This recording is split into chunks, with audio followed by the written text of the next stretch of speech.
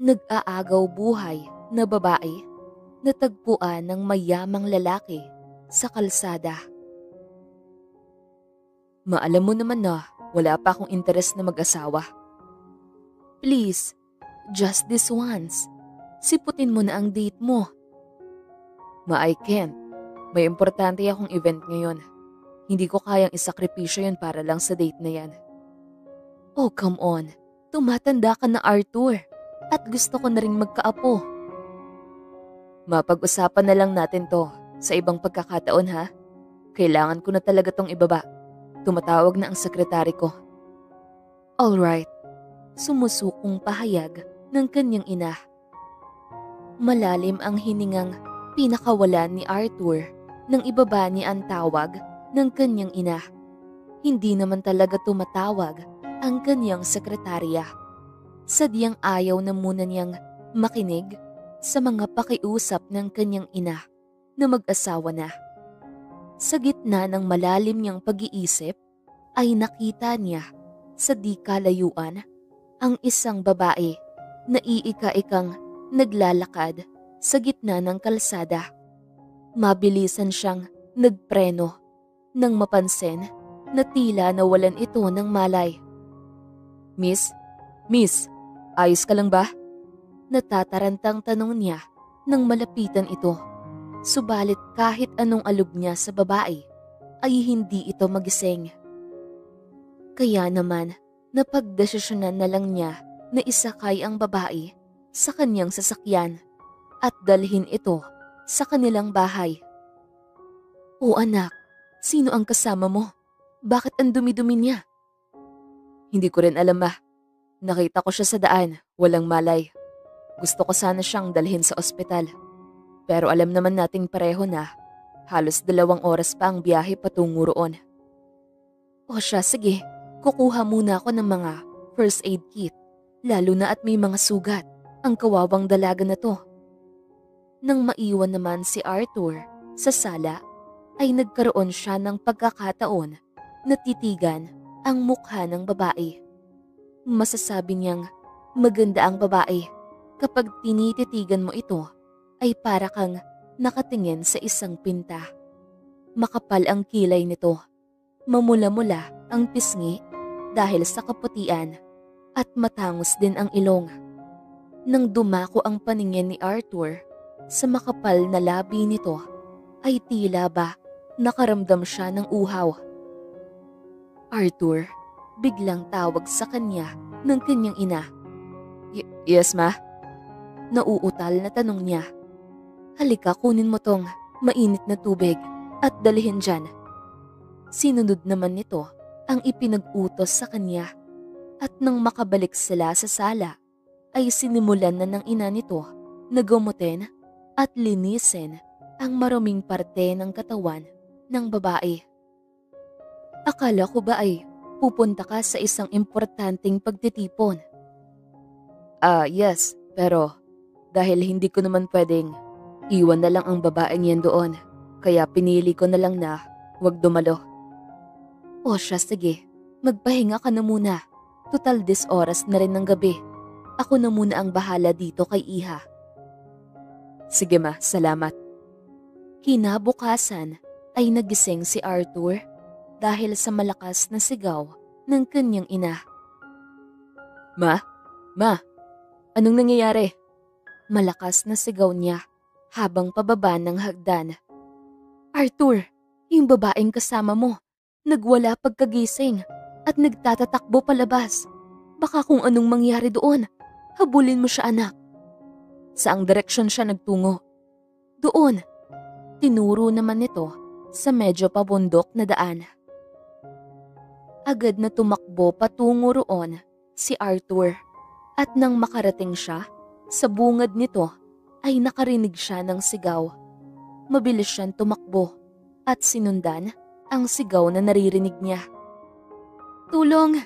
Nanginginig na turan ng babae habang nakatingin sa mapanganib na ahas na nagtatangkang lumapit dito. Maingat naman na inabot ni Arthur ang nakita niyang malaking kahoy sa malapit at malakas na pinukpok sa ahas Hey, ligtas ka na. Mabilis na niyakap niya ang nanginginig na babae sa kanyang gilid. Hindi, bitawan mo ko. Huwag mo kong saktan. Harsh, hindi kita sasaktan. Nandito ako para tulungan ka. Hindi, sasaktan mo din ako. Tulong! Kumalma ka. Breath in, breath out. Breath in, breath out. Paulit-ulit na bulong nito sa babae. Sa kabutihang palad ay sinunod naman ng babae ang utos ng lalaki sa kanya. At makalipas ang ilang sandali ay tuluyan ng kumalma ang babae. Ayos ka na ba? Salamat sa pagtulong sa akin. Walang anuman. Pero sa ngayon, halika at pumunta na muna tayo sa bahay namin. Mas magiging maayos ka doon. Inalalayan ni Arthur ang babae habang naglalakad sila pabalik sa mansyon. Mabuti naman at nahanap mo siya, Arthur. Ayos ka lang ba, iha? Opo. Ayos naman po ako. Pasensya na po kanina. Nagpanik lang po ako. Naku, ayos lang. Halika at may inihanda akong tsaa dito. Pero matanong lang kita, iha. Ano ba ang pangalan mo? Gustuhin ko man po na sagutin ang tanong pero hindi ko po kasi matandaan kung ano ang pangalan ko o kung sino man ako. Paano yun nangyari, iha? Basta ang natatandaan ko po, merong gustong pumatay sa akin. Wala na akong matandaan sa buong pagkatao ko. Gusto mo bang mag-report tayo sa Huwag po! Nagugulat naman na tumingin ang mag-ina sa babae. Bakit naman, iha? Baka sila pa ang makatulong sa'yo. Ayoko po sana magpadalos-dalos. Lalo na dahil hindi ko pa po maalala ang buong pagkatao ko. Naiintindihan kita, iha. Pwede kang manatili dito habang hindi mo pa naaalala ang lahat. Yun ay kung gusto mo lamang. Nakakahiyaman po pero gusto ko po sanang tanggapin ang alok nyo dahil wala na rin po ako iba na matitirhan. Maligaya ka naming tatanggapin sa pamamahay namin. Lalo na at kaming dalawa lang naman ni Arthur ang nakatira dito. Yes, Mama is right. Welcome ka dito. Chin? Is it okay kung Chin na lang ang itawag namin sa'yo? Oo naman. Maraming salamat sa inyo. Arthur, tawagin mo na lang akong Arthur. At tawagin mo na lang din akong Mamita. Naging maayos ang pagtanggap ng pamilya ni na Arthur kay Chin. Tinanggap nila ito na para bang parte na rin ng pamilya nila. Chin? Tawag ng ginang kay Chin. Yes po. Ayos lang ba na maiwan kita ngayon dito? Kailangan ko kasi nabisitahin muna ang amiga ko. Oo naman po. Alright, may mga pagkain na pwede dyan lutuin. Kumain ka na lang, iha. Sige, mauuna na ako. Hinihintay na ako ng mga makukulit kong kumare. Nang makaalis na ang matanda, ay agad na nagtungo si Chin sa likod ng mansyon ng mga de Guzman. Inilibot na muna niya ang kanyang tingin bago dali-daling kinuha ang pala na tinago niya malapit sa taniman. Pagkatapos ay agad na sinimulan niya ang pagbubungkal ng lupa. Pagkalipas ng ilang segundo ay tumunog ang cellphone niya na nakalagay sa kanyang bulsa. Nakapagsimula ka na ba? Tanong sa kabilang linya. Oo, nagsisimula pa lang ako. Bilis-bilisan mo naman, Greta. Alalahanin mo, konti lamang ang oras na ibinigay sa'yo ni boss. Alam ko, Nico. Pero alalahanin niyo rin na hindi biro ang ginagawa ko. Pigil ang galit na pahayag nito sa kausap. Sinong kausap mo? Baritong pahayag ng kadarating pa lang na si Arthur. Nagugulat naman na napatingin si Chin sa lalaki. Wala lang ito. May nakilala kasi ako ang lalaki kanina. Tapos kinukulit niya ako ngayon. Oh, really? Hindi mo dapat binibigay sa kung kani-kanino lang ang number mo. Oo nga eh. Sorry, di ko alam na makulit pala yun. Sa susunod, don't do it again. Anyways, bakit ka pala naghuhukay? Balak ko sanang magtanim, Arthur. Hindi ba pwede rito? Naku, pasensya na. No, okay lang. Pwede kang magtanim dyan. Ipagpatuloy mo na ang ginagawa mo. Pasensya na kung naistorbo kita. Naku, wala yun. Nakahinga ng maluwag si Chin nang tuluyan ng tumalikod ang lalaki sa kanya. Agad din niyang itinabi ang mga gamit na ipinanghuhukay niya kanina at agad na sinundan si Arthur papasok ng bahay. Kumain ka na ba, Arthur? Gusto mo bang ipagluto kita? Hindi pa eh, pero it's okay. I can manage. Ako na magluluto para sa'yo. Pinal na pahayag nito sa lalaki. Wala nang nagawa ang lalaki, lalo na at nagsimula na si Chin sa pagkuha ng mga lulutuin sa kusina. Hindi mo naman kailangan gawin to, Chin. Ano ka ba? Wala lang sa akin to. Tsaka isa pa, maliit na bagay lang ito kumpara sa mga naitulong niyo sa akin. At, aray! Biglang napasigaw si Chin habang nakikipag-usap kay Arthur dahil bigla niyang nasagi ang nakasalang na karaha sa nihinang pagkakapaso niya. Ayos ka lang ba? Nag-aalalang turan ng lalaki sa kanya habang iniihipan ang paso ng kamay nito. Ayos lang ako, Arthur. Salamat. Agad namang napatitig si Arthur sa babae. Napakurap-kurap siya ng ilang sandali bago siya dali-daling umalis sa harapan nito. Samantala, naiwan namang nagtataka si Chin dahil sa inasta ng lalaki. Sa kabilang banda ay mabilis na naglalakad papunta si Arthur habang paulit-ulit na nagsasalita. No, nagagandahan ka lang sa kanya. Natural lang yun dahil maganda naman talaga siya. Wala kang gusto sa kanya. Wala. Pagkausap at tila pangungumbinsi nito sa sarili niya. Arthur, tapos na pala ako magluto. Kumain ka na habang mainit pa yon. Just go, Chin. Leave me alone. Maghapon na nagkulong si Arthur sa araw na yon. Tsaka na lamang siya lumabas nang tawagin siya ng kanyang ina. Arthur, nandito ka na ba? Yes, ma'am. Let's go. Kakain na tayo ng dinner. Agad namang sinunod ni Arthur ang ina at sumabay na dito sa pagbaba ng hagdan. Si Chin ang nagluto kaya nasisiguro kong masarap to, iho. Naupo na sila sa dining table. Katapat niya si Chin habang nasa kabilang gilid naman niya ang kanyang ina. Tikman mo na, Arthur. Pilit ng ina sa kanya. How was it? I'm sure masarap to. Si Chin ba naman ang nagluto? It's salty, ma. Kulang din sa anghang. Bigla ang saad ni Arthur. Napatahimik naman ang kanyang ina at nahihiyang pinagmasdan si Chin.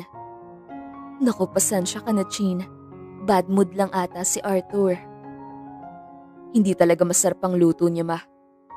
Arthur, ano bang problema mong bata ka? Ma, sinasabi ko lang naman na hindi masarap. Kaya ano ang mali doon? Nagpapakatotoo lang ako. Okay lang po yun. Iba-iba kasi ang panlasa ng mga tao kaya ganon.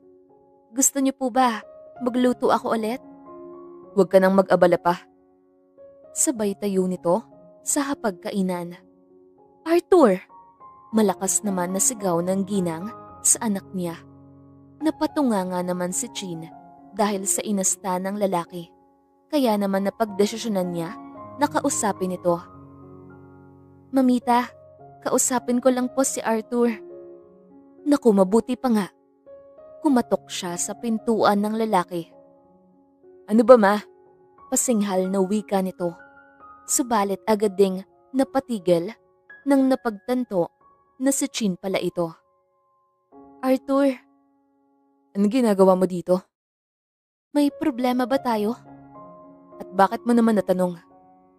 Maayos naman tayo kanina. Kaya bakit ganyan ka ngayon? Anong problema mo? Bakit kailangan ba? Palagi ako mabait sa'yo? Baka nakakalimutan mo. Nakikitira ka lang dito. Napatulala si Chin dahil sa narinig niya. Mabilis naman na sinarado ulit ng lalaki ang kwarto. Dahan-dahan na naglakad pabalik sa kwarto si Chin, lalo na at nawalan na rin siya ng gana na kumain. At saktong pagpasok niya ay biglang tumunog ang kanyang cellphone. Ano na ang balita? Nahukay mo na ba? Hindi pa. Ano ba naman yan, Greta? May problema ako. Baka makaapekto ito sa mabilisan kong pagkuha ng pinapahukay ni boss. Bakit? Anong problema? Tanong ng nasa kabilang linya. Mukhang mainit sa akin ang dugo ng lalaking anak. Baka mahanapan ako ng butas bago ko pa man matapos ang misyon. Ano?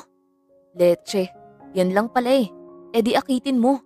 Gaya ng ginagawa mo sa mga dating misyon. Sige, tatawag na lang ulit ako kapag nagawa ko. Kinabukasan ay maagang nagising si Chin dahil balak niyang paglutuan ng agahan si Arthur. O ang aga mo naman ata, iha? Tanong sa kanya. Magluluto po sana ako ng agahan ngayon. Naku, nakakahiya naman sa'yo, iha. Pwede naman na kasambahay na lang natin ang paluto mo dyan. Ayos lang po sa akin dahil wala rin naman po akong ginagawa. O siya, sige. Pero hindi ako makakasabay sa breakfast ngayon dahil may meeting ako. Okay lang po yun, mamita. Si Arthur na lang po ang paglulutuan ko. Oh sure, sige. Mauuna na ako ha?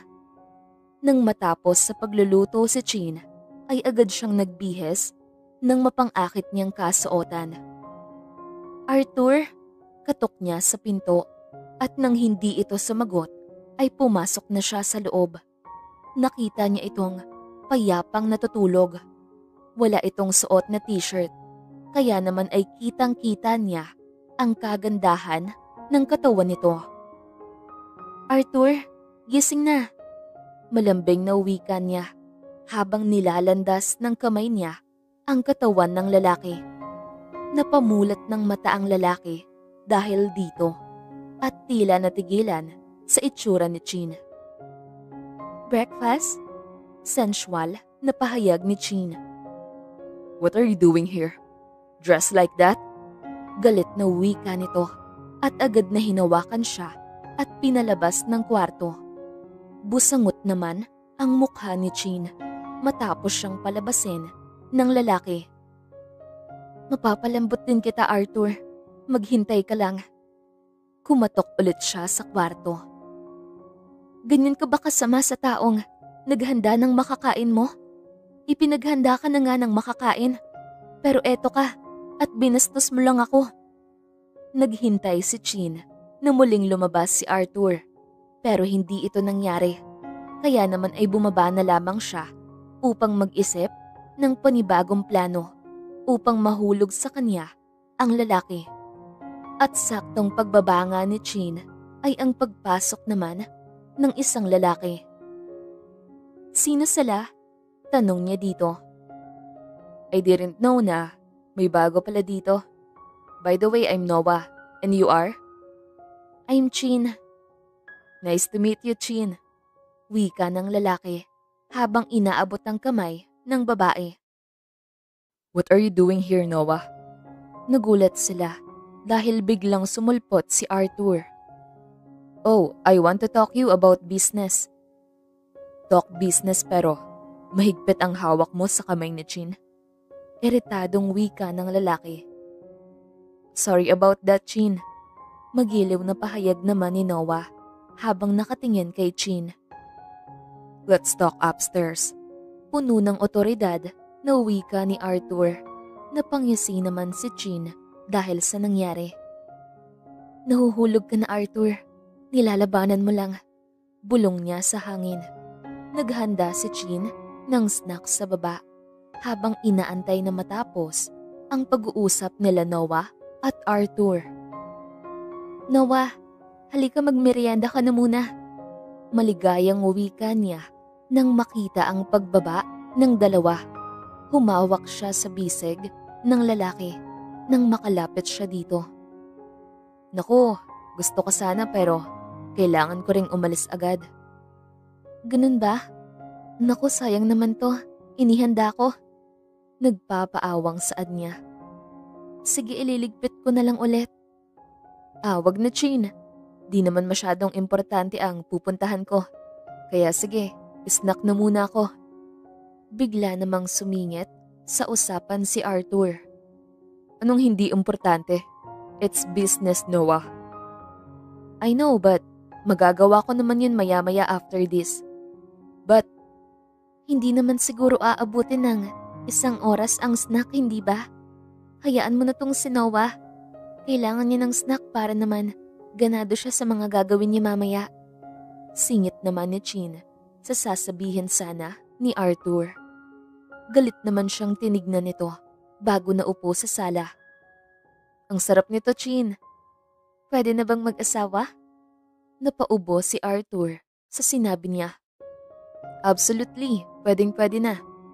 Humagik-gik naman si Chin sa sinabi nito. Ikaw, gusto mo na bang mag-asawa? Tila nang aakit na pahayag ng babae. Can I date you? Umaasang tanong ng lalaki. Of course. Sunduin mo ako dito ng 7 p.m. Let's have a dinner date. That's enough, Noah. Puntahan mo na ang office ngayon din. Aangal pa sana si Noah sa kaibigan.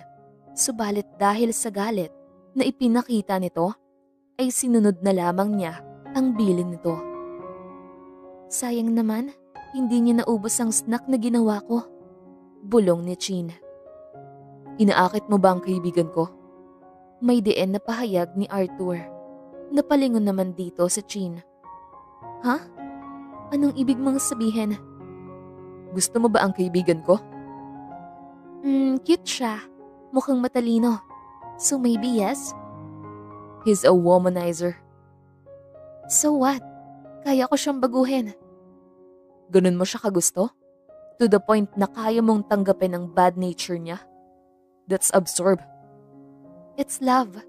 Maligalig naman na wika ni Chin dito. Mas lalong sumama ang timpla ni Arthur. Matapos marinig ang naging pahayag ni Chin, kaya naman ay agad itong umakyat sa taas at padabog na isinara ang pinto. Napangisi naman si Chin dahil sa inasta ng lalaki. Kinagabihan, habang nasa sala, sina Mamita, Chin at Arthur ay nakarinig sila ng doorbell. Ako na ang magbubukas, sabi ni Arthur. Nang bumalik sa loob si Arthur, ay nakabusangot na ang mukha nito. O, sino ang bisita? Tanong ni Mamita. Subalit hindi na kailangan pang sumagot ni Arthur dahil sumulpot din kaagad sa kanyang likod si Noah na may dalang isang kumpol ng bulaklak. Sorry for visiting this night. Good evening, Mamita. Good evening, Chin. Naku, walang problema, iho. Pero ang ipinunta mo dito? Gusto ko sanang formal na ayain si Chin na lumabas. Namamanghang tumingin si Mamita kay Chin. Hindi siya pwede. Iho, bakit naman ikaw ang sumasagot? Ikaw na ba ngayon si Chin? Natatawang wika naman ng matanda. I think ayaw naman ni... Okay, let's date. Putol ni Chin sa sasabihin ni Arthur at nang aasar na tinignan ang lalaki. Really? Thank you, Chin. I promise, hindi ko sasayangin ang chance na binigay mo sa akin. So let's go? Mamita, okay lang po ba na mauna na kami? Of course, Iha. Enjoy your date. Nagngingiti ang umalis ang dalawa habang di naman mabasa ang ekspresyon ng mukha ni Arthur. Arthur, what's wrong? Tanong sa kanya. Hindi mo dapat sila pinayagan, ma? At bakit? Chin is single at sa pagkakaalam ko, Single din ang best friend mo. I don't care, ma. Dapat hindi mo pa rin sila pinayagan. Nagsiselos ka ba? Naiintrigang tanong nito. What? Ma, seriously? Ako? Magsiselos? That's impossible. Chill, I'm just asking you, anak. No need to overreact. I'm not overreacting, ma. Yung tanong mo kasi masyadong exaggerated. Okay, fine. Di ka na nagsiselos. Talagang hindi. Wika nito, sabay labas ng bahay. Narinig na lamang ng kanyang ina ang pagharurot ng kotse nito. Napailing-iling na lamang ang babae sa napagtanto. Makalipas ang halos 3 oras ay hindi pa rin naiuuwi ni Noah si Chin. Kaya naman ay pabalik-balik ang lakad ni Arthur sa kanilang sala habang naghihintay. Oh, nakabalik ka na pala, Arthur. Bakit hindi ka pa natutulog? Yeah. Kanina pa. Hindi kasi ako makatulog. Oh, okay. Sige, maiwan na muna kita dito dahil kailangan ko nang matulog. Inaantok na ako. Sige, ma. Good night. Wika nito at hinalikan ang pisngi ng ina. Nagpasya si Arthur na kumuha na muna ng maiinom na alak habang naghihintay at halos nakadalawang bote na siya nang marinig niya ang makina ng sasakyan. Agad siyang lumabas at bumungad doon ang magkayakap na sina Noah at Chin. Naistatwa siya sa kinatatayuan niya at nakaramdam ng kakaibang kirot sa dibdib. Subalit nang makita niya na maglalapat na ang labi ng dalawa, ay agad niyang sinugod ang dalawa at sinuntok ang lalaki. What the? Inis na singhal ng lalaki sa kanya. Ano ba, Arthur? Saway naman ni Chin. Ano bang problema mo, pare? Kanina ka pa pala. Damn you, sabi naman ni Arthur. Pwede bang tumigil na kayo? Halika na sa loob, Arthur. Hila ni Chin sa lalaki. Nang tuluyan na silang makapasok, ay agad na inalis ni Arthur ang hawak sa kanya ni Chin. Ang landi-landi mo. Ganyan ka ba talaga? Kadesperado sa lalaki? Hindi na nakapagpigil pa si Chin at agad na sinampal ang lalaki. Alam ko nakikitira ako sa inyo, pero wala ka pa rin karapatan na pagsalitaan ako ng ganyan. Bakit? Totoo naman ah. Porket hindi kita pinapatulan, naghanap ka ng lalaki na papatol agad sa kagaya mo. Hindi ko lubos akalain na ganyan pala ang iniisip mo tungkol sa akin. Dahil yun ang pinapakita mo. Alam mo, walang patutunguhan ng pag-uusap na to. Bahala ka kung anong gusto mong paniwalaan. Mapait na wika ni Chin at pagkatapos ay agad siyang nagtungo sa kanyang kwarto. Pagpasok niya ay bigla siyang napaluha. Alam niyang may misyon lamang siya sa loob ng bahay. Pero alam niya sa sarili niya na nasasaktan siya sa pinagsasabi sa kanya ni Arthur. Sanay naman na siya makarinig ng ganon. Pero di niya alam kung bakit mas masakit pakinggan kapag galing ito kay Arthur.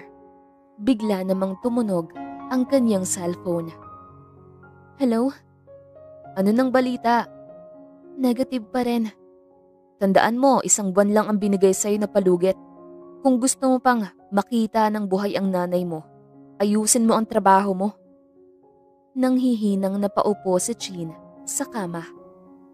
Kailangan niya nang mahanap ang kayamanang itinatago sa mansyon ni na Arthur.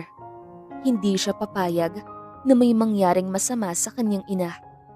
Kaya naman, nang masigurado niyang tulog na ang mga tao sa mansyon, ay agad siyang nagtungo sa likod bahay at muling ipinagpatuloy ang naunsyamin niyang paghuhukay noong nakaraan. Ang sabi ng kanyang boss ay nasa likod bahay lamang nakalibing ang kayamanang pinapahanap nito at ang kailangan lamang niyang gawin ay ang maghukay ng maghukay hanggang sa matagpuan niya ito. Subalit inabot na lamang siya ng ulan at halos 3 oras Sa paghuhukay ay walang senyales na may nakalibing doon. Nang mapansin niya na malapit ng mag-umaga, ay nagdesisyon na lamang siya na bumalik na sa kanyang kwarto at magpahinga.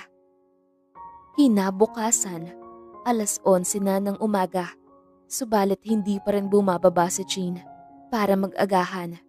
Kaya naman di mapalagay si Arthur kung masyado nga bang nagalit sa kanya ang babae. Pinagsisihan na niya ang mga sinabi niya kagabi at inaamin niya na nadala lamang siya sa bugso ng damdamin kaya nangyari ang mga nangyari. Chin, katok niya sa pinto. Chin, ulit niya, subalit wala pa rin siyang natanggap na sagot. Chin, papasok ako paalam niya bago binuksan ng pinto. Nagtatakang pinagmasdan ni Arthur ang likod ni Chin habang balot na balot ng kumot. Ayos ka lang ba? Tanong niya bago nilapitan ng babae. Nilalagnat ka. Naaalarmang sigaw ni Arthur bago tuluyang ginising ang babae. Ano ba? Walang lakas na sabi nito. You need to eat para makainom ka ng gamot. Okay lang ako. Kailangan ko lang ipahinga to. Chin, wag na makulit ang ulo. Kailangan mong uminom ng gamot para maging maayos na ang pakiramdam mo. Nang hihina man, ay pinili na lang na sundan ni Chin ang lalaki. Lalo na dahil hindi rin naman ito titigil hanggat hindi ginagawa ang gusto nito. Open your mouth. Seryosong saad nito habang nakatutok ang kutsara na may lamang lugaw sa bibig niya. Anong ginagawa mo? Takang tanong ni Chin. Susubuan kita. Simpleng saad ng lalaki. Arthur, may sakit ako pero hindi ako lumpo. Inis naman na wika ni Chin. Muli kasing pumasok sa kanyang isip ang mga pinagsasabi ng lalaki sa kanya kagabi. Please, huwag ka nang makulit. At huwag ka na rin magkunwari na may pakialam ka sa akin. Nang hihinang saad ni Chin bago muling napahawak sa kanyang ulo. I told you, kahit ngayon lang, palipasin mo muna ang galit mo. Hayaan mo kung alagaan ka. Hindi na nagprotesta pa si Chin dahil sa sama ng kanyang pakiramdam. Natulog na lamang siya para naman kahit papaano ay mabawasan ang interaksyon nila ni Arthur. 11:00 na ng gabi nang magising si Chin. Nakita niyang natutulog sa upuan si Arthur. Kaya naman napatitig siya dito. Kung iba lang sana ang sitwasyon nila, malaki ang posibilidad na mahulog siya sa lalaki. Lalo na sa kabaitang taglay nito. Mabilis niyang binawi ang kanyang tingin at marahang tumayo sa higaan. Medyo maayos na ang kanyang pakiramdam. Anong ginagawa mo dito? Baka lamigin ka. Napatalon si Chin dahil sa biglaang tinig na nagmula sa kanyang likuran. Sorry, nagulat ba kita? Pwede ka nang bumalik sa kwarto mo, Arthur. Medyo maayos na ang pakiramdam ko. Babalik ako sa kwarto kapag wala ka ng sakit. Huwag kang mag-alala, Arthur. Maayos naman ang pakiramdam ko. Formal na wika niya bago muling tinalikuran ang lalaki. Alam niyang kailangan niyang akitin ng lalaki pero hindi niya pa makakaya ito ngayon dahil aaminin niyang masama pa rin ang loob niya sa mga salitang binitawan ng lalaki tungkol sa kanya. I'm sorry. Wika nito, subalit hindi siya pinansin ni Chin. Lumapit ito sa kanya at niyakap ito mula sa likod. Alam ko nasaktan kita sa mga sinabi ko kagabi. Alam ko rin na hindi matatanggal ng sorry ang talim ng mga salitang sinabi ko. Huwag ka na magpaliwanag, Arthur. Di ko naman yan deserve. I'm sorry, Chin. I really do. Umalis ka na muna dito, please. Naluluha na saad niya. I can't. Gusto ko palaging malapit sa'yo. Gusto ko Mas higit pa rito ang lapit nating dalawa. Garalgal ang boses na wika ni Arthur habang hinahalikan ang batok ni Chin. Pilit na iniiwas ni Chin ang kanyang leeg sa lalaki. Subalit habang nagpapatuloy ang mga halik sa kanya ng lalaki, ay unti-unti na ring gumuguho ang bakod na iniingatan niya. Kinaumagahan ay naunang nagising si Chin. Nakadagan sa kanyang tiyan ang maskuladong braso ng lalaki. Napaluha siya matapos mapagtanto ang nangyari. Chin, are you okay? Nag-aalalang wika ni Arthur matapos itong magising. Chin, nasaktan ba kita kagabi? Ang tanga-tanga ko. Pumayag ako sa nangyari sa atin. Mali to, Arthur. Maling-mali. Paano magiging mali, Chin? Mahal kita at handa kitang pakasalan. Hindi mo naiintindihan, Arthur. Hindi pwedeng magpatuloy ang nararamdaman natin. Nararamdaman natin? Ibig sabihin nito, mahal mo rin ako? Itanggiman ni Chin, alam niya sa sarili niya na mahal na nga niya ang lalaki. Oo, pero kailangan ko nang ihinto ang kahibangang ito. Hindi kahibangan ng pagmamahalan. Pero, mahal mo ko, di ba? Arthur. Chin, mahal mo ko, di ba? Mahal na mahal, Arthur. Kung ganon, girlfriend na kita at hindi ka na pwede pang tumanggi. Ngiti ni Arthur at mabilis na niyakap si Chin habang si Chin naman ay magkahalong saya at takot ang nararamdaman. Pagkalipas ng ilang minuto ay nagdesisyon na sila na bumaba na sa kusina upang kumain. You want bacon? Umiling naman si Chin. How about eggs? Ako na, Arthur. Kaya ko namang kumuha ng pagkain ko. Fine, but can I get a morning kiss from my girlfriend? Namula naman ang pisngi ni Chin sa sinabi ng lalaki. Subalit hinalikan niya rin ang lalaki na agad na ikinagulat ng kararating pa lang na mamita. Arthur? Chin? What is the meaning of this? Oh my God, don't tell me. You and Chin are. Chin is already my girlfriend, ma. Putol ni Arthur sa sasabihin ng ina. OMG, I'm so happy for you, son. Finally, magkakaroon na ako ng apo. Maligayang sigaw nito. Napaubo naman si Chin sa narinig. Ma, masyado pang maaga para dyan. Kaya wag mo namang tinatakot si Chin. Nako iha, pasensya ka na. Natutuwa lang talaga ako. Pero okay lang naman kung tototohanin niyo ang sinabi ko. Alam mo naman matanda na rin ako kaya gusto ko na rin magkaapo. Ma, pigil ni Arthur dito habang hinihilot ang sentido. Huwag mong i-pressure si Chin. Kapag ako talaga iniwan yan, I can't forgive you. Masyado ka namang OA anak. O siya sige, maiwan ko na muna kayo dyan para sa lovey-dovey nyo. Hindi pumunta sa opisina si Arthur ng araw na yon at buong maghapon lamang silang nagbanding ni Chin. Kinagabihan. Sige na, magpahinga ka na. May trabaho ka pa bukas. I can't sleep na hindi ka katabi. Nakangusong saad nito. Arthur, hindi pa tayo ang mag-asawa. Kaya hindi tayo pwedeng magtabi. Humahalakhak naman na wika ni Chin. Then let's get married tomorrow. Ano ka ba naman? Matulog ka na nga. Tulak niya sa lalaki, papasok sa kwarto nito.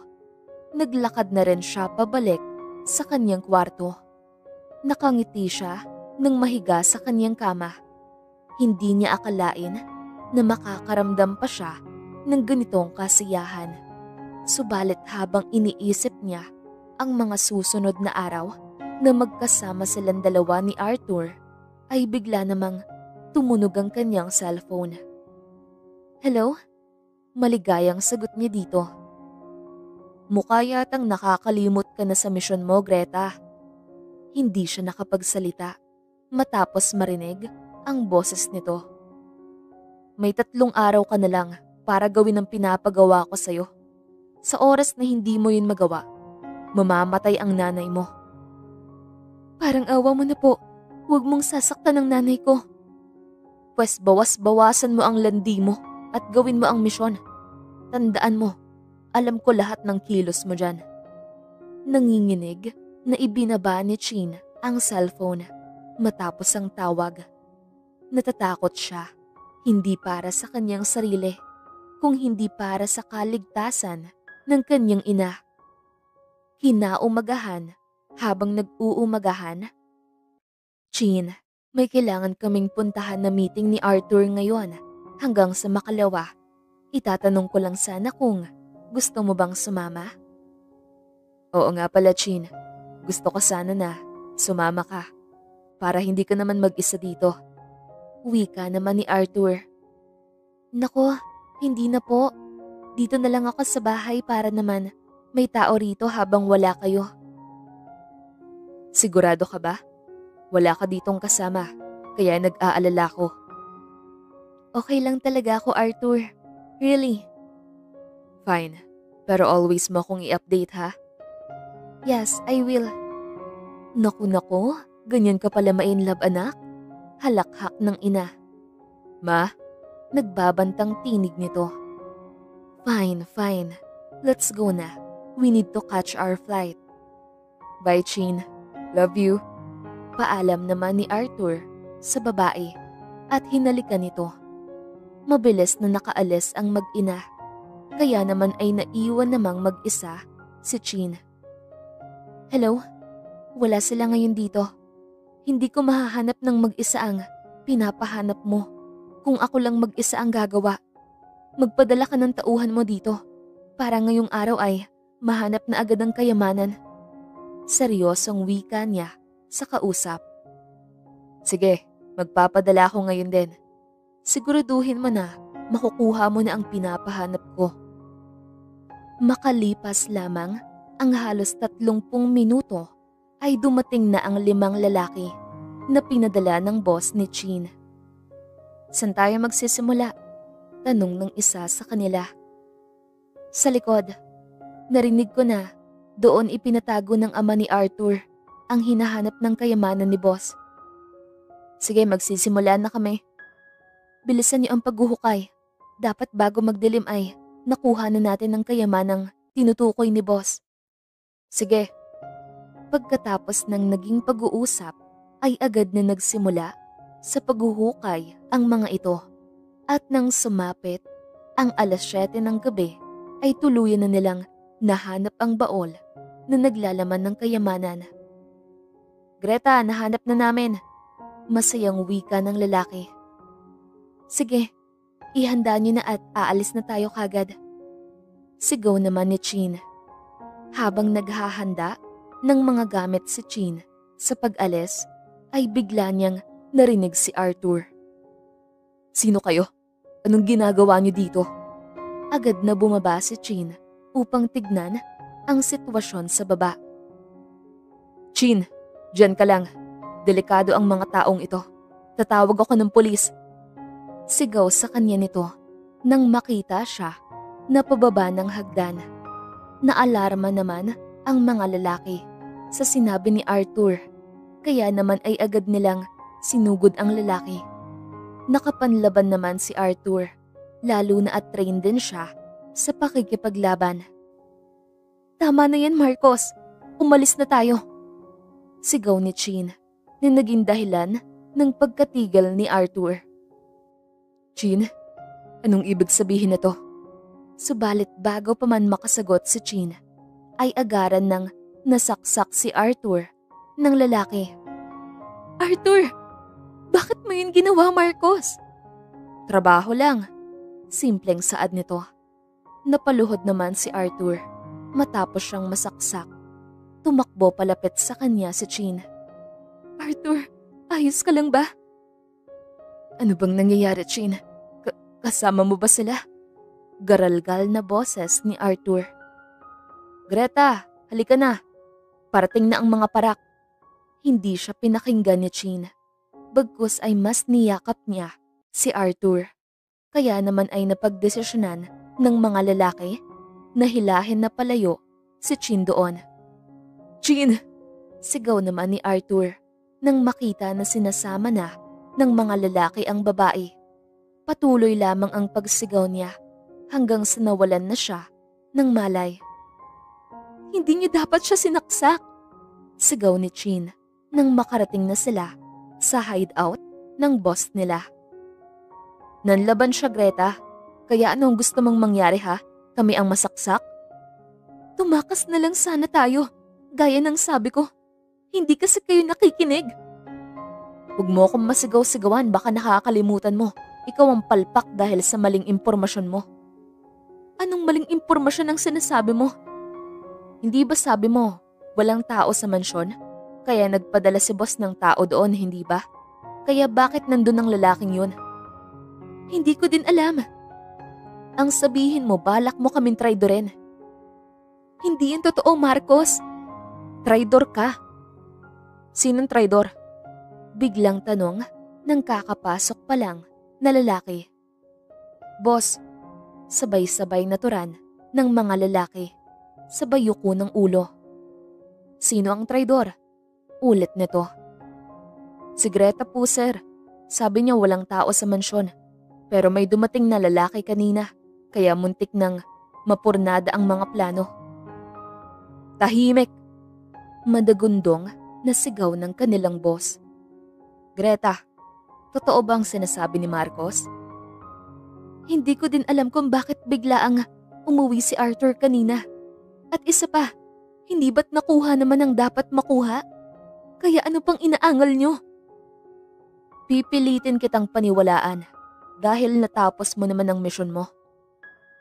"Ngayon pwede nyo bang pakawalan ng nanay ko? Pwede nyo na ba kaming hayaan na mamuhay ng payapa?" "Sige, pero wag mo na ulit hahayaang mag-cross pa ang landas natin. Dahil hinding-hindi ka na makakawala pa kung sakali man." "Ilabas nyo na ang nanay ko para matapos na ang usapang to." Napangiti ng pagak ang lalaki at matapos nito ay sinenyasan ang tauhan niya. Maya-maya lamang ay pumasok ang isang tauhan kasama ang nanay ni Greta. "Greta!" Iyak ng babae. "Nay!" Wika niya rin, sabay yakap sa kanyang ina. "Sinaktan ka ba nila? Umalis na tayo, anak, halika na." Umiiyak na turan nito. Sinuliyapan ni Greta ang mga tao sa loob bago nagpa siyang lumabas kasama ang ina. "Magpapakalayo-layo na tayo, Nay, ha? Mamumuhay tayo ng masaya ng magkasama." "Mahal na mahal kita, anak." "Mahal na mahal ko rin po." Bago pa man matapos ni Greta ang sasabihin, ay magkakasabay na putok ng barel ang narinig niya at nakita niya na lang ang kanyang ina na nakahandusay sa damuhan. "Nay?" Naguguluhang wika ni Greta. Nakarinig siya ng tawanan sa di kalayuan. "Akala mo hahayaan ka namin na makapagbagong buhay habang kami hindi makaalis-alis sa sindikatong ito? Asa ka, Greta." Dumadagundong na wika ni Marcos. "Napakawalang ya mo, Marcos." "Talagang walang ya ko, Greta. Siguro nga nagtagumpay ka na makaalis sa grupo. Pero ito ang tatandaan mo. Hindi ka makakaalis ng buhay dito. Papatayin kita." "Anak," nanghihinang saad ng nanay niya. Kaya naman ay muling napunta dito ang atensyon niya. "Nay, kapit ka lang, ha? Tumakas ka na, anak. Iwan mo na ako dito. Tutal hindi naman na ako aabot pa sa ospital kung sakali." Nanghihinang saad nito. "Nay, hindi kita kayang iwan dito." "Kayanin mo, anak. Ipangako mo na. Gagawin mo ang mga pangarap mo. Mamumuhay ka ng masaya at payapa." Dahan-dahan na wika nito bago tuluyang nawalan ng malay. "Nay! Punyeta ka, Marcos! Papatayin kitang, gago ka!" "Lumabas ka kung kaya mo. Puro ka lang dada." "Mamatay ka na!" Sigaw ni Greta. Matapos paluin ng 2x2 na kahoy ang lalaki. Natumba ito sa lupa, subalit bigla namang nagpaputok ng barel ang kasama nito na siyang tumama sa tiyan ni Greta. "Huli ka!" sigaw ng lalaki, sabay halakhak ng malakas. "Hayop ka!" iyak niya habang iniinda ang kanyang sugat. "Diba sabi ko naman sa'yo, mamamatay ka muna bago ka makalaya sa sindikatong ito. Handa ka na bang mamatay?" Nanlilisik na tingin ang itinuon sa kanya bago itinutok ang barel kay Greta. Napapikit na lamang si Greta habang unti-unting tinatanggap ang kanyang magiging kapalaran. "Hoy, ano yan?" Nabuhayan ng loob si Greta matapos marinig ang isang tinig ng lalaki. "Mga parak, takbo na!" sigaw ng isa sa kasamahan ni Marcos. "Babalikan kita, Greta, tandaan mo yan." Matapos nitong sabihin, ay sabay na nagsitakbuhan ang mga ito palayo. "Miss, ayos ka lang ba?" Agad na lumapit ang lalaki sa kanya, subalit nataranta nang makita na duguan si Greta. "May tama ka." "Pakiusap, pakitignan ng nanay ko." Nanghihinang saad niya bago mawalan ng malay. Kinaumagahan, dahan-dahan na nagmulat si Greta. Bumungad sa kanya ang lalaking tumulong sa kanya kagabi. Nasa puting kwarto siya at dinig na dinig niya ang mga makina.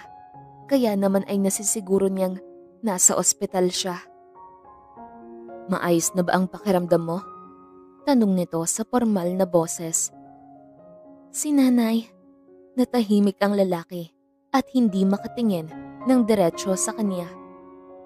"Sir, ayos naman ho si mama, diba?" Kinakabahang ulit niya. "Pasensya na, miss.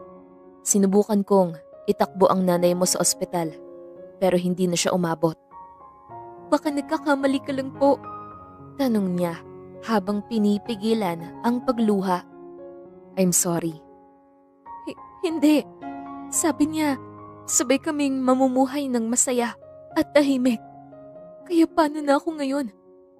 Utal-utal na wika niya habang mabilis na inalis ang mga nakakabit sa kanya na dextrose. Mabilis siyang lumabas ng kwarto at nagtatakbo sa rooftop ng ospital. Tumayo siya sa pinakadulong parte noon at iniisip na tapusin na lang ang kanyang buhay. "Miss, huwag mong gagawin yan," sigaw ng lalaki sa kanya matapos siya nitong masundan.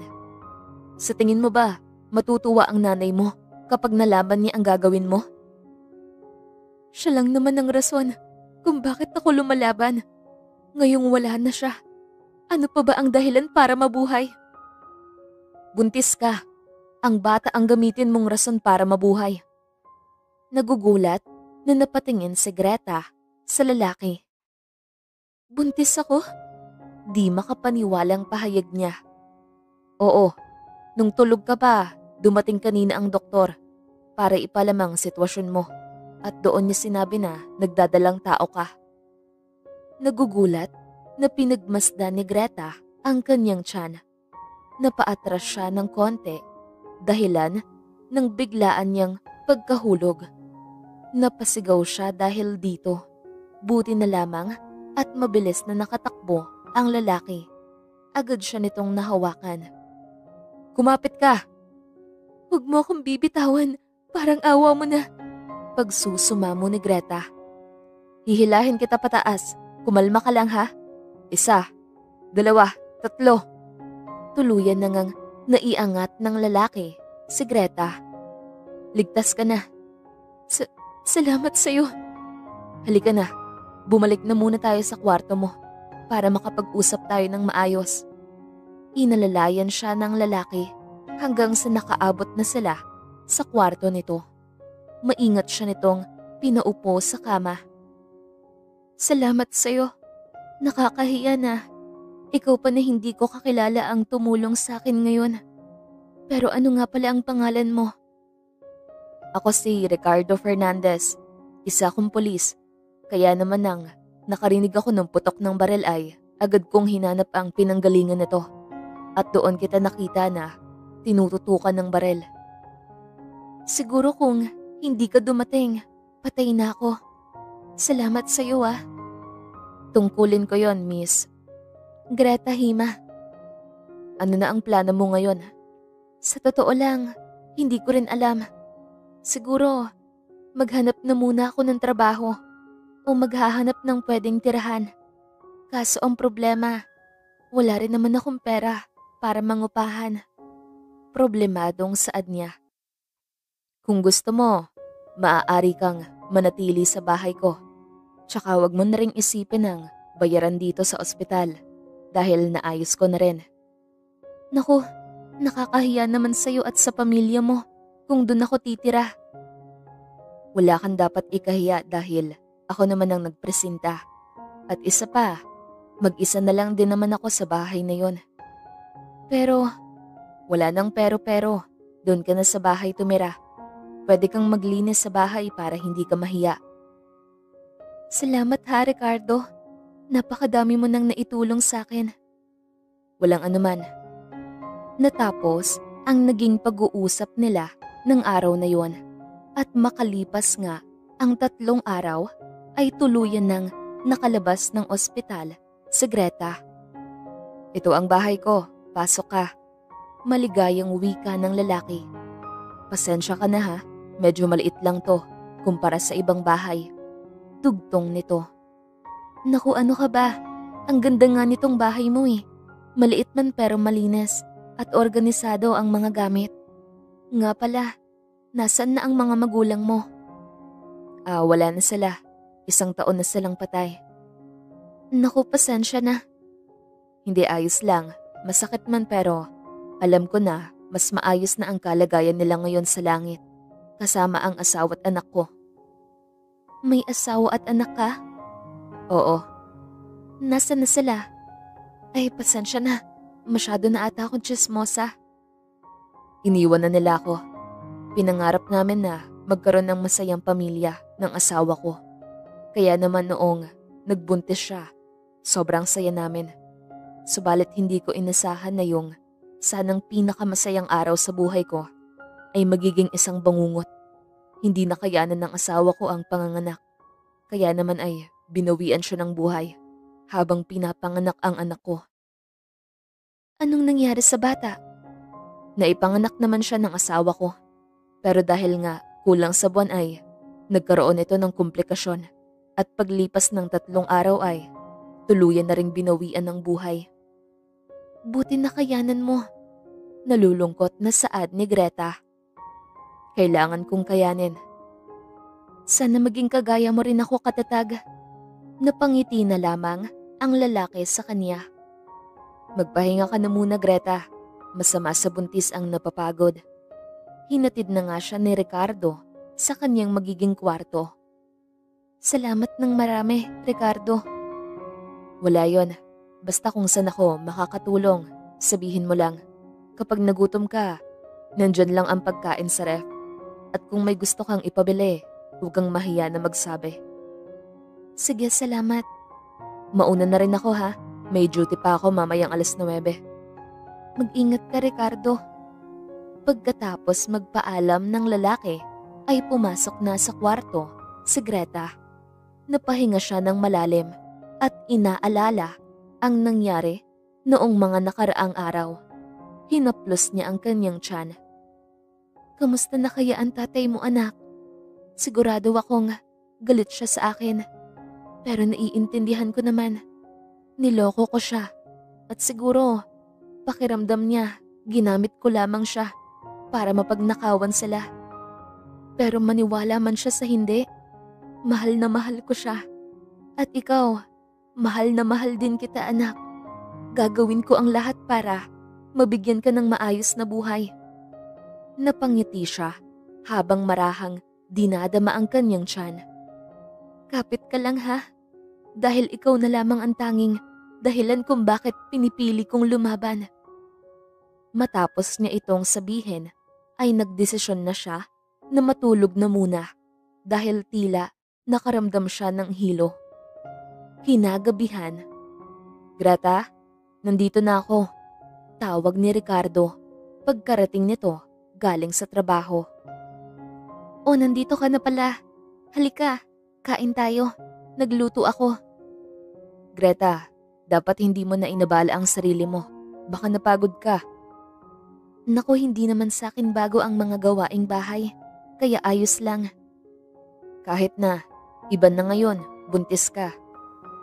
"Hindi pa naman malaki ang tiyan ko, kaya wag ka na mag-alala. Halika na, kain na." Sinunod naman ng lalaki sa Greta. "Masarap ba?" "Pwede na," nang aasar na wika ni Ricardo. "Asus, nasarapan ka eh," halakhak ni Greta. Masayang naghapunan ang dalawa ng gabing yon at simula sa araw na yon ay naging maayos ang samahan nila ni Ricardo. Wala itong sawa sa pag-alalay kay Greta, lalo na nang tuluyan na itong nanganak. "Kamukhang kamukha niya ang tatay niya," naluluhang pahayag ni Greta matapos na mahagkan ang bagong silang na bata. "Nakuha niya ang mga mata mo, Greta." "Papalakihin ko siya ng maayos. Sisiguraduhin ko na hindi siya kailanman masasaktan ng kahit na ano." "Natin, Greta.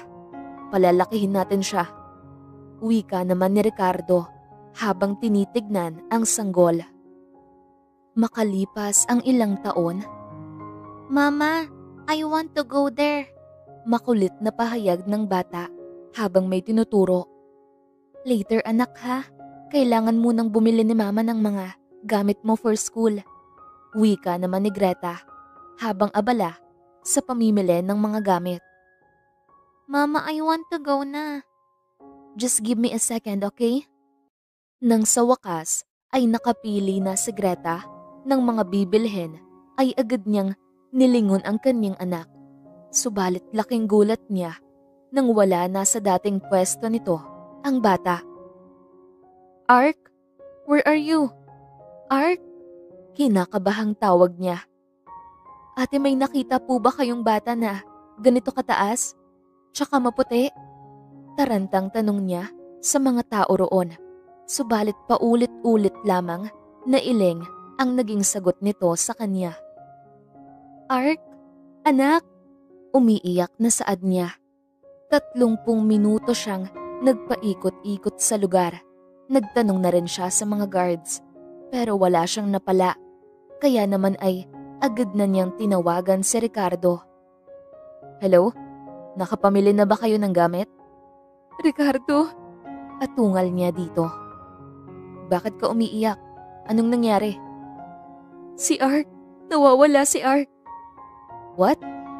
Paano? Bakit?" "Paglingon ko wala na siya sa likod ko. Kasalanan ko to, Rick. Kasalanan ko." "Kumalma ka, okay? Pupuntahan kita dyan at hahanapin natin ng bata."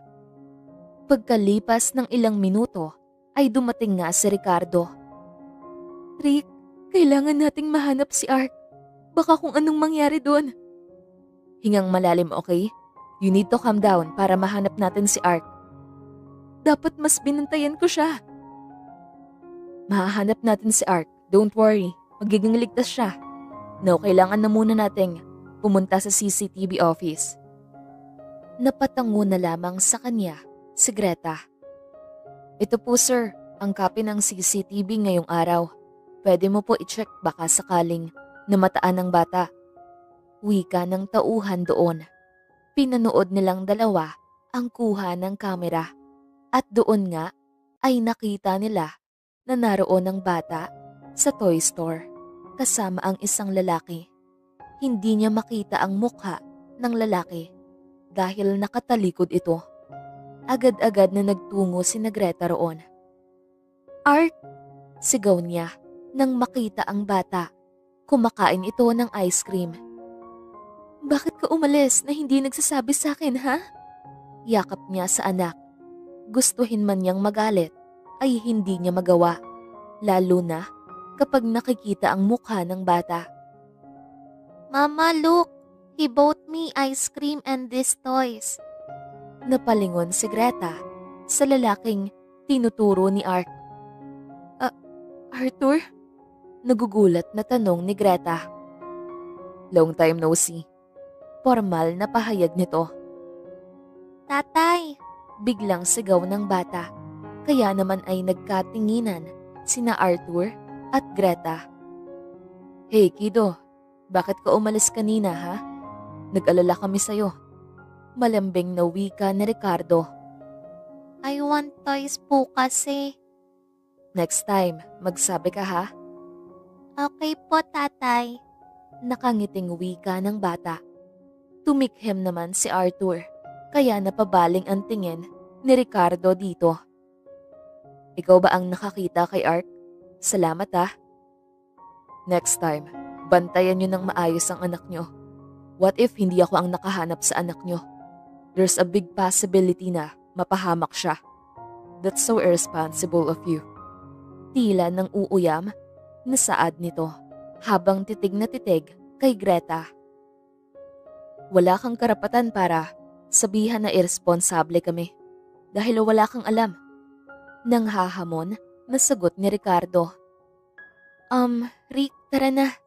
Singit ni Greta nang mapansin ang tensyon sa pagitan ng dalawang lalaki. Salamat ulit. Wika niya kay Arthur. Hinila na ni Greta sina Ricardo at Ark dahil kapwa itong nakatitig pa kay Arthur. Ang yabang ng lalaking yun. Naiinis na wika ni Ricardo habang naglalakad. Hayaan mo na lang siya.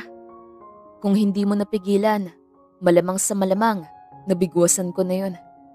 Tinitigan niya si Greta dahil hindi ito nagbigay ng pahayag sa sinabi niya. Pansin niya din ang pagkakabalisa nito. Greta, ayos ka lang ba? Natakot ka ba sa lalaki? Huwag mo nang isipin ang sinabi niya. Ricardo, siya ang tatay ni Ark. Mahinang pahayag niya. Napahinto naman sa paglalakad si Ricardo. Yung lalaki kanina? Alam ba niya na anak niya si Ark? Seryosong pahayag nito. Hindi niya alam. Hindi niya rin alam na nagbuntis ako.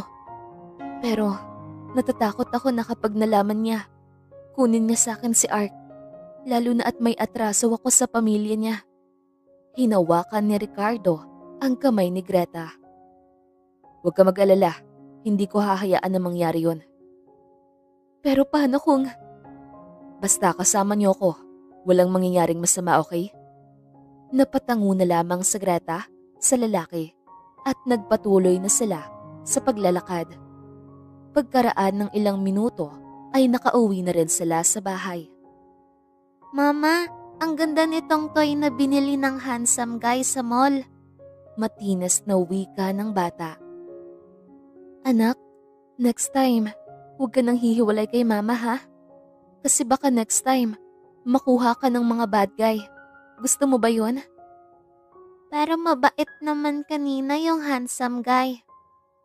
Kahit na anak, promise me na hindi mo na to uulitan, okay? Okay po, Mama. Promise, hindi na po ako uulit. Nakangiting turan ng bata. Napangiti naman si Greta dahil dito at agad niyang niyakap ng mahigpit ang bata. Kinabukasan. Ingat ikaw dito, okay? Be a good boy. Wika ni Greta sa anak dahil ito ang unang araw ng pasok nito sa paaralan. Nasa unang baitang pa lang ito. Yes, Mama. I will make you proud. Masiglang saad nito. Okay, pasok ka na ha. Wait for me later. Ako ang susundo sa'yo. Pagkatapos niyang maihatid ang bata sa paaralan, ay didiretso na sana siya sa opisina nila. Ngunit napatigil siya matapos maalala na naiiwan nga pala niya ang mga papeles sa kanilang bahay. Nagdesisyon siya na balikan ito, lalo na at kailangan ito sa trabaho niya ngayon dahil magpapalit na ang may-ari nito. Pagkarating niya sa bahay ay napansin niya na bukas ang pinto, kaya naisip niya na baka bumalik din si Ricardo. Ricardo, kala ko ba kailangan maaga ka ngayon? Tanong niya habang papasok sa pinto. Wala siyang nakuhang sagot sa lalaki. Bakit hindi ka sumama sa... Hindi na naituloy pa ni Greta ang sasabihin dahil sa pag-angat ng kanyang tingin ay ang galit na mukha ni Arthur ang bumungad sa kanya. Arthur? Anong ginagawa mo dito? Natatarantang tanong niya. Ako nga ang dapat magtanong sa'yo niyan. Dapat ay nasa kulungan ka ngayon dahil sa ginawa mo sa amin. Pero heto ka, nakikipagbahay-bahayan sa lalaki mo. Arthur, alam kong huli na ang lahat pero sana ay patawarin mo kasi nagawa ko noon. Walang puwang ang pagpapatawad sa puso ko ngayon, Greta. Your sorry is long overdue. Arthur, hintayin mo lang ang parusang nararapat sa'yo. Hindi pa tayo tapos, Greta. Nagbabantang turan nito bago mabilis na umalis sa bahay. Napaupo naman si Greta matapos ang naging tagpo. Natatakot siya sa maaaring gawin ng lalaki. Natatakot siya dahil baka pag nalaman nito na may anak sila ay gamitin nito ang bata para parusahan siya. Biglang tumunog ang cellphone niya. Hello? Greta, nasan ka na? Paparating na daw ang bagong CEO. Papunta na ako. Sagot niya dito bago ibinaba ang tawag. Hinalma na muna niya ang sarili bago mabilis na kinuha ang mga naiwan niyang papeles at pagkatapos ay agad na naghanap ng masasakyan papunta sa opisina. Buti at nakaabot ka. Kinabahan ako sa'yo. Ayaw pa naman daw nun ng late. Bakit ka ba kasi natagalan? May naiwan akong mga papeles. Naku, ayan na siya. Good morning po, sir. Sabay-sabay na wika nila. Wala sa wisyo ang isip ni Greta ng mga oras na yun. Kaya naman ay hindi na siya nag-abala pa na tignan ang mukha ng CEO. Good morning, everyone. Napatingin si Greta sa nagsalita. Nagtagpo ang mga mata nila. Napangisi ang lalaki sa naging reaksyon ni Greta. As your new CEO, ang gusto ko lang ay ang integrity, honesty, at ayaw na ayaw ko sa mga sinungaling at manluloko. Formal na wika nito habang nakatitig sa kanya. Gustong maluha ni Greta ng mga oras na yon, subalit pinigilan niya upang hindi siya mapansin ng mga kasama niya. Okay, back to work everyone. Wika nito bago dumiretso sa kanyang opisina. Napaupo si Greta sa kanyang upuan. Greta, tawag ng isang tauhan. Kailangan ka daw ni sir. Nanginginig na naglakad si Greta patungong opisina. Sir, pinatawag niyo po ako. You are fired. Simple nitong saad. Excuse me, sir? You are fired. Ulit nito sa sinabi kanina. Sir, hindi ka ba nakakaintindi? Ang sabi ko, tanggal ka na sa trabaho. Kaya ano pang ginagawa mo dito? Lumayas ka na sa harapan ko. Hindi naman ho ata tama na tanggalin niyo ko sa trabaho ng walang dahilan. Malakas ang boses na pahayag niya. Really? Alam kong galit ka sa akin, pero wag mo naman sana akong personalin. I have all the reason to fire you, Miss Greta Hima. Kaya wala na tayong dapat na pag-usapan pa. Anong pwede kong gawin para hindi mo ko tanggalin sa trabaho? Napangisi ang lalaki sa kanya. Sleep with me. Nanlaki ang mga mata ni Greta sa sinabi ng lalaki. How could you think na kaya kong ibenta ang sarili ko para sa trabahong to? Nanggagalaiting sigaw niya. Hindi mo ba ginawa dati? I quit. Hindi mo na ako kailangang sasantihin dahil aalis na ako dito. Then go. Hindi ka kawalan at pwede kang palitan kahit anong oras. Basura ka lang sa kumpanyang to. Hindi na nakayanan pa ni Greta ang panlalait sa kanya. Kaya naman ay mabilis niya itong nilapitan at malakas na sinampal. Wala kang alam sa mga nangyari, kaya wag na wag mo akong pagsasalitaan ng ganyan. Sigaw niya at mabilis na umalis doon. Umiiyak siyang umuwi ng bahay.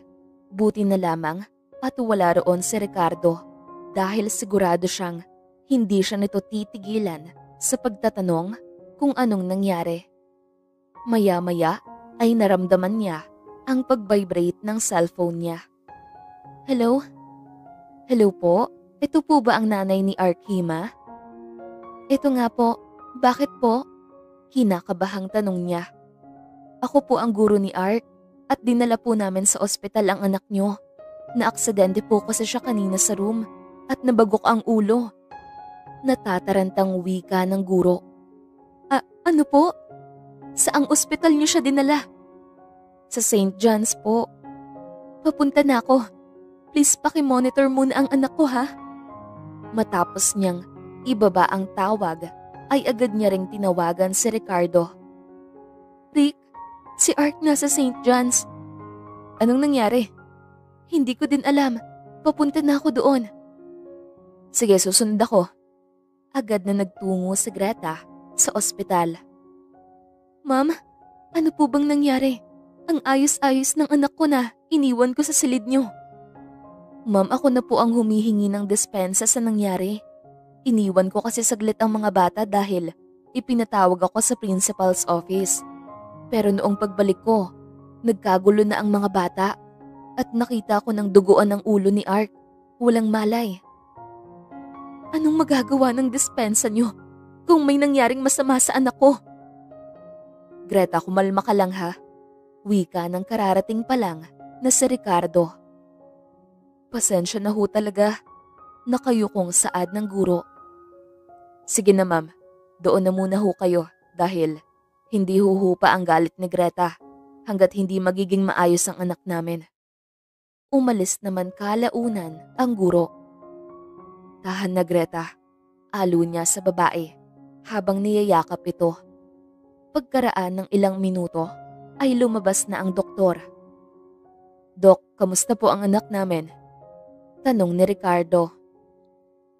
I'm sorry to say this pero kailangang operahan ng bata dahil may internal bleeding siya sa kanyang ulo. Kailangan itong mawala asap. Dok, delikado po ba ang magiging operasyon? Yes, there's a big possibility na mag-fail. But it is the only way para mailigtas siya. Nasa ilan po kaya ang aabutin ng operasyon, Dok? Kulang-kulang 200,000. Nanghihinang napaupo si Greta dahil dito. Umalis na ang doktor sa kanilang harapan at marahan nitong tinapik ang balikat ni Ricardo. Saan ako kukuha ng ganong kalaking pera? Problemadong saad ni Greta. Susubukan kong manghiram sa mga kasamahan ko. Babalik ako mamayang gabi. Paalam nito sa kanya. Naiwan namang tulala si Greta habang nakaupo sa bench. Ma'am, tawag sa kanya ng isang nurse. Pwede na po kayong pumasok. Sige, salamat. Agad na nagsuot si Greta ng scrub suit at agad na pumasok sa kwarto ng anak. Ark, baby, lumaban ikaw ha? Di kakayanin ni mama na mawala ka. I will do everything para sa'yo. So please, laban ikaw ha? Naluluhang saad niya sa anak. Gabi na nang makabalik si Ricardo sa ospital. Greta, pasensya na pero nasa 50,000 lang ang nahiram ko sa mga kasamahan ko. Malungkot na wika niya. Ano ka ba naman, Ricardo? Napakalaking tulong na nito sa amin. At isa pa, hindi mo naman talaga responsibilidad si Ark. Pero heto ka, tinutulungan kami. Masaya ako kapag nakikita kong ayos kayo ni Ark. Nga pala, pwede mo bang bantayan muna ngayon si Ark? Bakit?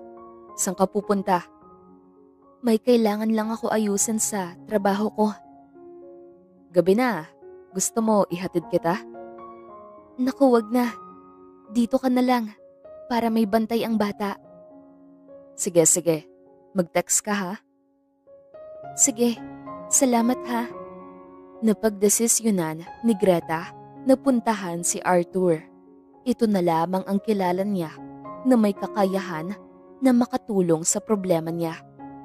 Mabuti na lamang at nag-overtime daw ito, wika ng guard. Kaya naroon pa ito sa opisina. Kumatok siya sa pinto.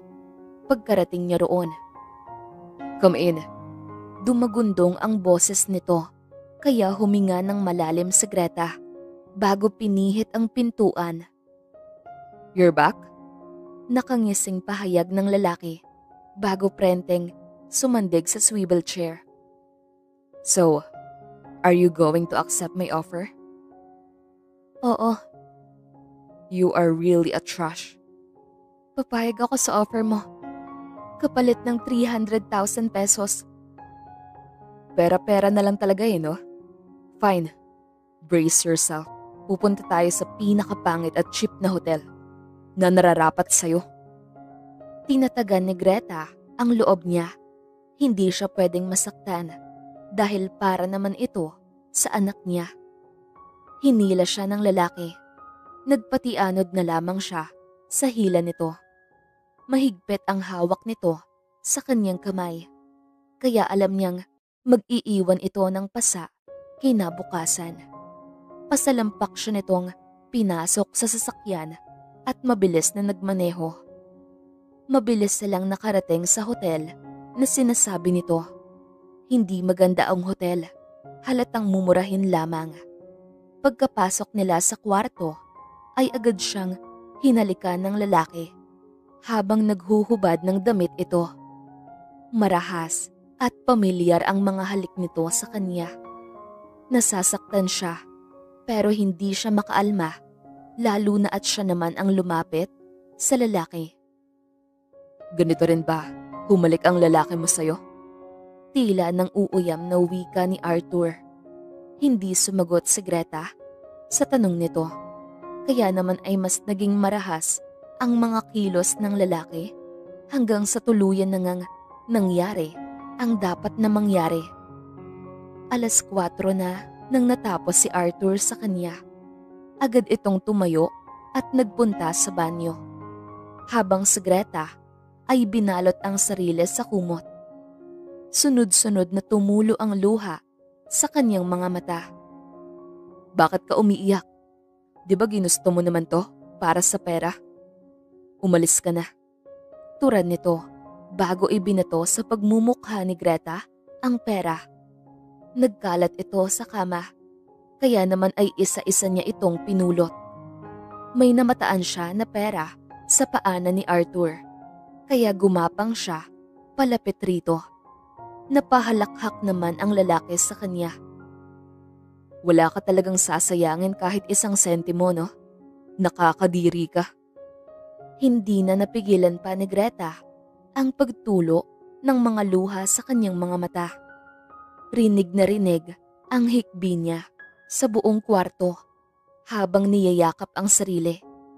Naistatwa naman sa kanyang kinatatayuan si Arthur at tila na konsensya. Lalapitan na sana niya ang babae, subalit biglang tumunog ang cellphone nito. "Hello?" Dinig niyang sagot nito. "Pakibantayan siya please, Ricardo. Nakahanap na ako ng pera kaya pakisabi sa doktor na pwede na siyang maoperahan ngayon mismo." "Oo, ayos ako. Papunta na ako. Please bantayan mo siya ha?" Hikbi ni Greta sa kausap nito. Tinitigan ni Arthur sa Greta ng puno ng awa at pagtatanong, pero hindi na niya ito magawang tanungin pa dahil dali-dali itong umalis pagkatapos magbihes. Madaming tanong sa isip niya si Arthur, kaya naman ay nagdesisyon siya na sundan ang babae at sa St. John's Hospital ito nagtungo. Ngayon ay unti-unting napagtanto ni Arthur ang dahilan kung bakit pumayag ang babae na magpagamit sa kanya. "Greta, saan ka ba galing? Rinig niyang tanong ng lalaki na nakita niyang kasama ni Greta noon sa mall. Nakahanap na ako ng pera, Ricardo. San ka nakahanap, Greta? Huwag mong sabihin na lumapit ka sa hambog na ama ng anak ko. Tila galit na pahayag nito habang inaalog sa Greta. Hindi na napigilan pa ni Arthur ang nakikita, kaya naman ay agad siyang lumapit sa dalawa at inalis ang hawak nito sa babae. Anong ginagawa mo dito, ha? Ano pagkatapos ng ilang taon? Ngayon ka lang magpapakita ng buhay kina Greta? Para ano? Magpakaama sa anak nyo? Ricardo! Naiinis na sigaw ni Greta. What? Anak ko? Nagtatanong ang tinig ni Arthur nang tignan sa Greta. Oo, Arthur. Anak mo. Hindi mo responsibilidad ang bata. Kaya hindi na ako nag-abala pa na sabihin sa'yo. Let's talk. Hila niya kay Greta at dinala sa kotse nito. Ano yun? Pwede mo bang ipaliwanag sa akin ang lahat? Naluluhang saad ni Arthur. Anak ko ba ang batang kasama niyo noon sa mall? Oo. Anong pangalan niya? Kontrolado ang boses na tanong nito. Arkhima. It should be de Guzman, Greta. Bakit hindi mo sinabi sa akin? Paano ko sasabihin? Pagkatapos ng ginawa ko sa inyo? Malaki ang pagkakamali ko sa'yo at sa mama mo. Aaminin ko, nagalit ako sa'yo dahil niloko mo ko. Kaya kitang patawarin agad kung hindi ka tumakas. Iniwan mo akong duguan sa mansyon, Greta. Kung hindi pumunta ang katulong doon, baka patay na ako ngayon. Hindi ko ginusto na gawin yun lahat. Naipit lang din ako sa sitwasyon. Kung hindi ko yun ginawa, papatayin nila ang nanay ko at hindi na ako makakaalis sa sindikato na dating pinamumunuan ng tatay ko. Saka na natin pag-usapan ng nakaraan. Ang importante ngayon ay ang anak natin. Anong nangyari sa kanya? Bakit siya nasa ospital? Nabagok daw ang ulo nito sa loob ng classroom. Kamusta na siya ngayon? Kasalukuyan siyang inooperahan. Marahil ay patapos na ito ngayon. Kung ganun, halika na. Pero bukas, mag-uusap ulit tayo, Greta. Bumalik na sa loob ng ospital ang dalawa. Agad namang nilapitan ni Ricardo si Greta. Sinaktan ka ba niya? Tanong nito. Excuse me? Nagbabantang singit naman ni Arthur. Magsasagutan na sana ang dalawa. Subalit lumabas na ang doktor galing sa operating room. Kamusta na ho si Doc? Naging maayos ang operasyon. Wala na kayong dapat pang ikabahala. Nakahinga ng maluwag ang tatlo. Niyakap naman ni Greta si Ricardo. Napatikhim si Arthur dahil dito. Nang maidala na sa kwarto ang bata, ay agad na nagtungo ang tatlo roon. Greta, tawag ni Ricardo. Lumapit naman kaagad siya rito. Kailangan ko munang bumalik sa estasyon, pero babalik ako agad pagkatapos ng duty ko. Baka magkasakit ka niyan, Ricardo. Pwede ka naman na magpahinga muna pagkatapos ng trabaho mo. Balik ka na lang kapag nakatulog ka na. Ayos lang naman, Greta. Makinig ka naman sa akin, please. Iisa lang ang katawan mo, kaya dapat alagaan mo, okay? Sige na nga, basta babalik na lang ako dito. Ngiti nito. Sige na, baka mahuli ka pa. Wika naman ni Greta. Pagkatapos umalis ng lalaki, ay agad na lumapit si Greta sa anak niya at marahang hinaplos ang noo nito. Paano kayo nagkakilala ng lalaki? Nagugulat namang napatingin sa kanya si Greta. Si Ricardo ba? Siya yung nagligtas sa akin noon sa mga taong nagtangkang patayin ako. Bakit ka nila pagtatangka ang patayin? Dahil naiinggit sila na pinayagan na ako ng leader na umalis sa sindikato. Napatay nila ang nanay ko ng gabing yon. At akala ko, mamamatay rin ako. Buti na lang at dumating si Ricardo. I'm sorry. I was not there. Naku, ayos lang. At isa pa, yun din ang araw na nasaksak ka. Nakakabinging katahimikan ang bumalot sa kanila. Pwede ba akong magtanong? Oo naman, Arthur. Plinano mo ba ang lahat noon? Oo. Minanman na kita noon pa man para maisagawa ang plano.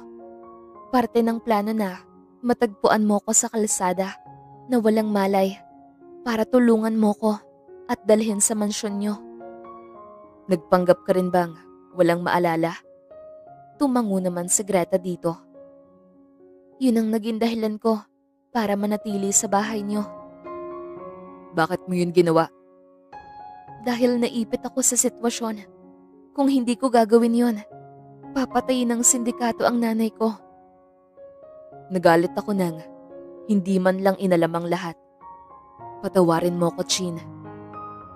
Nakakamiss din pala na matawag sa ganyang pangalan. Meron pa akong isang tanong. Ano yun? Minahal mo ba ako?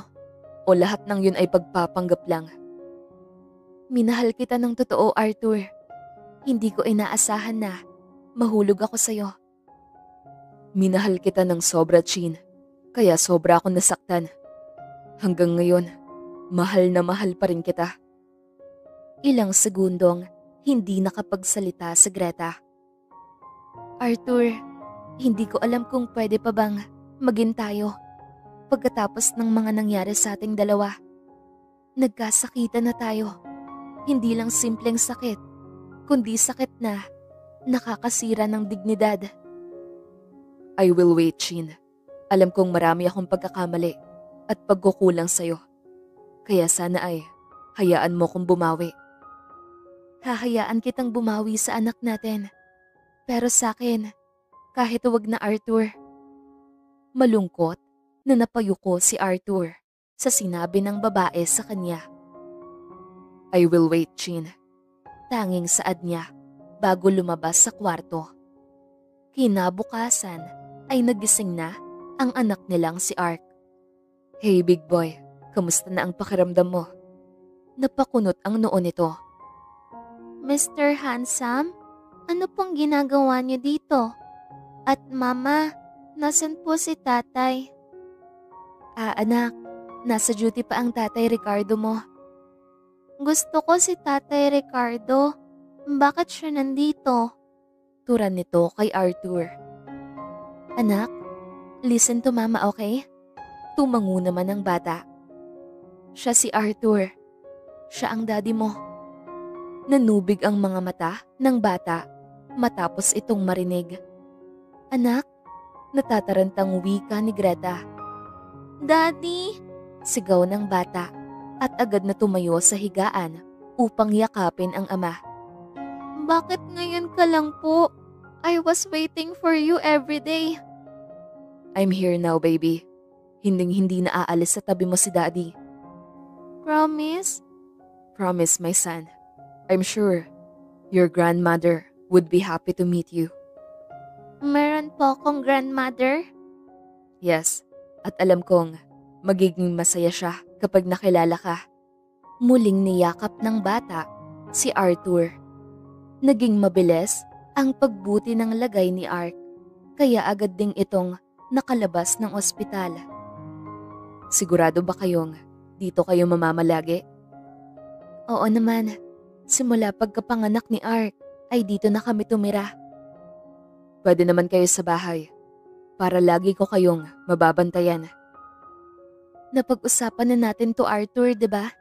Kailangan ko pang kausapin si Ricardo tungkol dyan. Fine. Pero mamaya, dito ako magdi-dinner ha? Sige, walang problema. Kinagabihan ay katatapos palang magluto ng adobo si Greta ay dumating na si Arthur. Daddy! Sigaw ng bata at tumakbo patungo rito.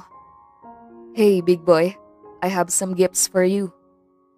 Ano ka ba naman, Arthur? Ang dami naman yan. Hayaan mo na. Ngayon lang naman eh. Ay nako, halika na nga at kumain ka na. Nabanggit ko na pala kay Mama ang tungkol kay Ark. Gusto na nga sanang sumama ngayon. Pero sinabi ko na, lilipat rin naman kayo roon. Lilipat? Sinong lilipat?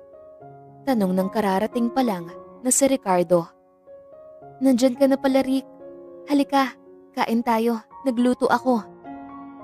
Mamaya na lang siguro, Greta. Family bonding nyo ata yan. Ayaw kong makaistorbo. Matabang na wika nito bago dumiretso sa kwarto.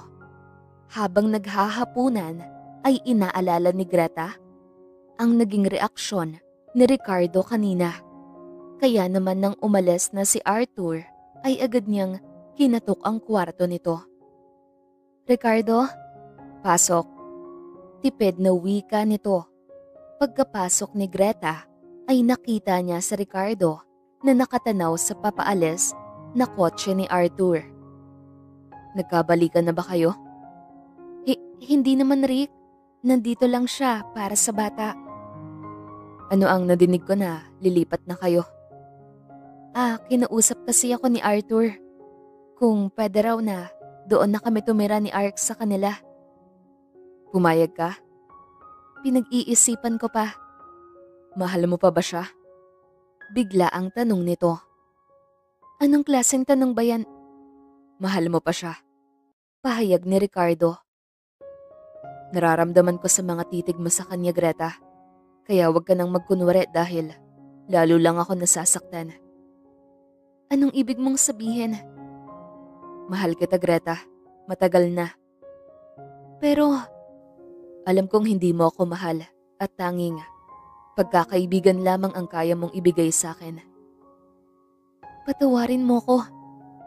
Bago ko pa man kayo tuluyang ipagdamot, pinapalaya na kita, Greta. Mas gugustuhin ko na makasama mo ang taong mahal mo kesa ang mapuno ng lungkot ang puso mo. Huwag kang matakot na magmahal ulit. Ricardo, malaki ang utang na loob ko sa'yo. Kung hindi dahil sa'yo, baka wala na ako ngayon. Hinding-hindi ko makakalimutan lahat ng nagawa mo para sa akin, sa amin ng anak ko. Niyakap ng mahigpit ni Greta si Ricardo at nang gabing yun ay tuluyan ng naging malinaw kay Greta ang nararamdaman niya para kay Arthur. Makalipas ang 2 araw ay tuluyan ng aalis sa bahay ni Ricardo ang mag-ina. Salamat sa pag-aalaga sa mag-ina ko. Hindi man naging maayos ang una nating tagpo, malaki ang utang na loob ko sa'yo. Ingatan mo sila ha. Alagaan at mahalin mo sila ng sobra. Dahil kung hindi, babawiin ko sila sa'yo ora mismo. Makakaasa ka. Nakangiting wika ni Arthur at nakipagkamay kay Ricardo. Napangiti naman si Greta matapos makita ang 2 importanteng tao sa buhay niya. Ngayon ay mas nagkaroon siya ng dahilan upang magpatuloy sa buhay. Maaaring hindi pa sigurado ang magiging bukas nila ni Arthur. Pero isa lang ang sisiguruhin niya. Lagi nilang pipiliin na maging malaya sa piling ng isa't isa. Handa ka na ba? Tanong ng lalaki sa kanya. Lagi akong handa. Basta kasama kita.